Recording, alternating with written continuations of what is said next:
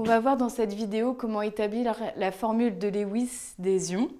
Donc, je vous rappelle que dans la formule de Lewis, on indique pour chaque atome tous les électrons de valence. Et ces électrons de valence sont répartis soit dans des doublets liants, soit dans des doublets non liants.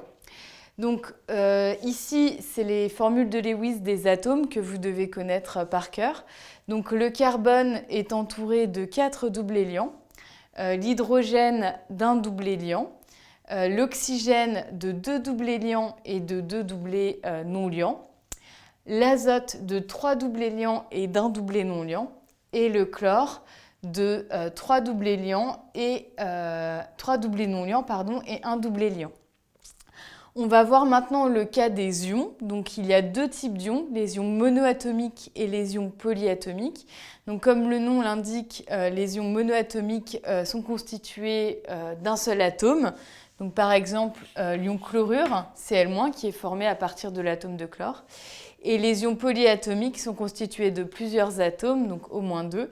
Donc par exemple, l'ion hydroxyde, HO-, qui est constitué à la base des atomes d'hydrogène et d'oxygène.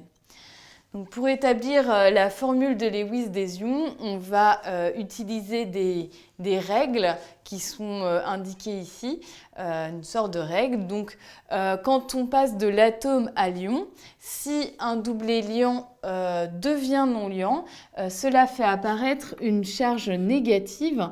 Et les charges négatives dans la formule de Lewis sont représentées par des moins entourés. Donc par exemple, pour passer du chlore à l'ion chlorure, donc ça revient à avoir un doublet liant qui va devenir non liant. Et la représentation de Lewis de l'ion chlorure est la suivante, donc 4 doublets non liants avec une charge moins entourée.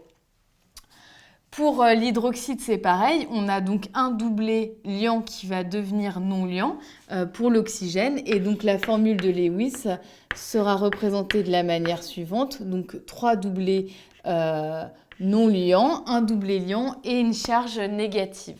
Donc la charge négative indique qu'il y a un électron excédentaire en fait. Alors, on va voir maintenant le cas opposé. Donc, quand on a un doublet non liant qui devient liant dans la formation de l'ion, eh bien, on va voir apparaître cette fois-ci une charge positive qui sera représentée dans un cercle. Donc, par exemple, si on a ici de l'eau et on forme l'ion oxonium qui a donc cette fois-ci 3 hydrogènes, on a un doublet non liant de l'oxygène qui va venir former une liaison avec l'atome d'hydrogène et donc on obtient un ion positif qui va être représenté de la manière suivante. Donc on a cette fois-ci 3 doublets liants pour l'oxygène et un doublet non liant et la charge positive qui indique qu'il y a un électron en moins pour l'oxygène qui est entouré. Voyons maintenant ce qu'on appelle une lacune électronique dans le cas de l'ion hydrogène, H+. Donc ici, on va avoir le doublet non liant qui va partir, entre guillemets. Et donc, en fait, on va avoir un électron de moins, en fait, pour passer de l'atome d'hydrogène à l'ion hydrogène. Et pour représenter ce départ en fait de doublets, donc ce manque de doublets liants, eh bien on va représenter ici un rectangle vide et puisqu'on a une charge plus qui apparaît, eh bien on l'indique toujours en haut à entourer pour la formule de Lewis.